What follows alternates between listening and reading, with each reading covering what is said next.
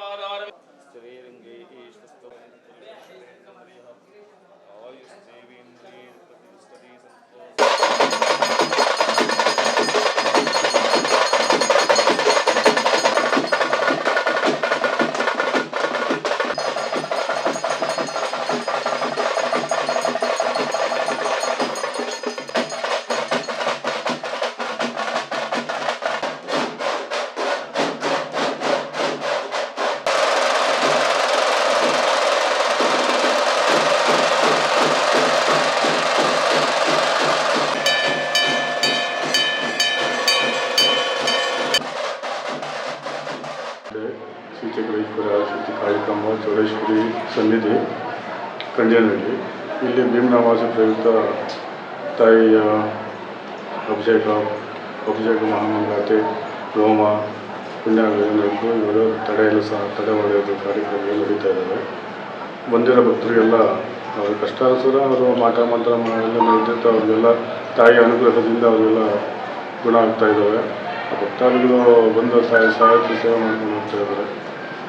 ಭಕ್ತರ ಸೇವೆಯಿಂದಲೇ ಇಲ್ಲ ತಾಯಿಗಳು ಅಭಿವೃದ್ಧಿ ಆಗ್ತಾ ಇದ್ದಾರೆ. ಅವ್ರನ್ನ ಕಷ್ಟ ಕಾರ್ಪಣ್ಯಗಳೆಲ್ಲ ನಿವಾರಣೆ ಮಾಡ್ತಾ ಇದ್ದಾರೆ. ಬಂದವರಿಗೆಲ್ಲ ಒಳ್ಳೆಯದಾಗ್ತದೆ. ಸೊ ಇಲ್ಲಿ ಬಂದಂಥವ್ರು ಎಲ್ಲ ಏನೇನು ಸಮಸ್ಯೆಗಳು ಹೊತ್ತು ಬರ್ತಾ ಇದ್ದಾರೆ? ನೀವು ಯಾವ ರೀತಿ ಚಾರ್ಜ್ ಮಾಡ್ತಾ ಇದ್ದಾರೆ? ಏನಾದ್ರು ಚಾರ್ಜ್ ಮಾಡ್ತಿದ್ದಾರೆ? ಇಲ್ಲಿ ನಾವು ಚಾರ್ಜ್ ಅನ್ನೋದೇನಿಲ್ಲ, ಫ್ರೀಯಾಗಿ ತಡೆ ಹೊಡೆಯೋದು. ಅವ್ರು ಇಷ್ಟಾಂತರ ಅವ್ರು ಏನಾದರೂ ಸೇವೆ ಮಾಡ್ಕೊಂಡು ಹೋಗ್ತಾರೆ.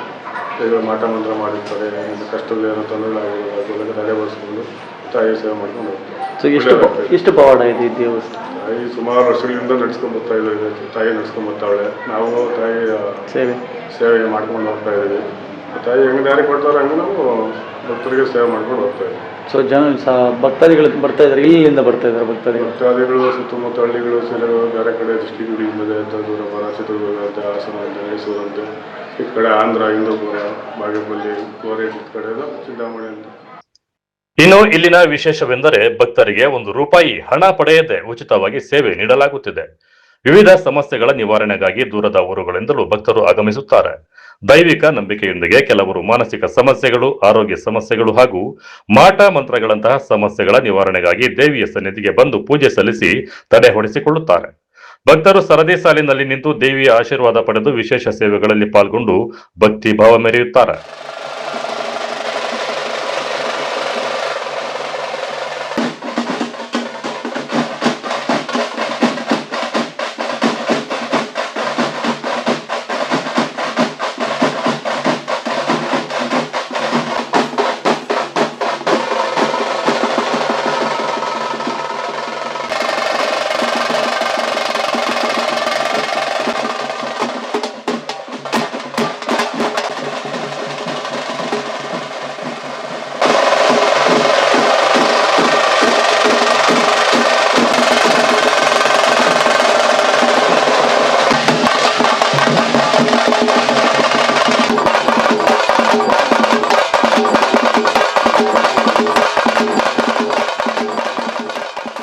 ಇಲ್ಲೇನು ವಿಶೇಷ? ಇಲ್ಲಿ ಅಮಾವಾಸ್ಯೆ ಬಂತಂದ್ರೆ ತಡೆ ಹೊಡೆಯೋದು, ಎಮ್ಮಿಗೆ ಅಭಿಷೇಕ ಪೂಜೆದು ವಿಶೇಷನೇ.